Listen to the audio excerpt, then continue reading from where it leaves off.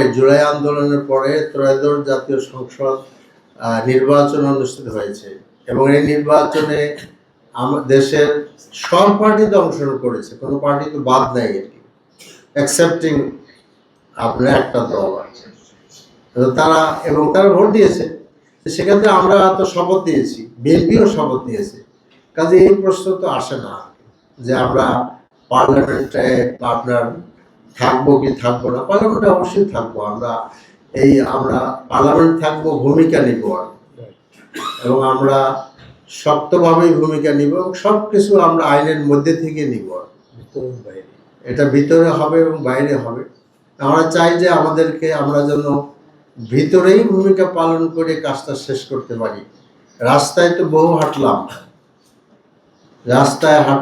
জেলে থাকলাম, আয়না ঘরে থাকলাম, আপনারা 17 বছর বাইরে থাকলেন, আপনারা ভারতে থাকলেন, এখন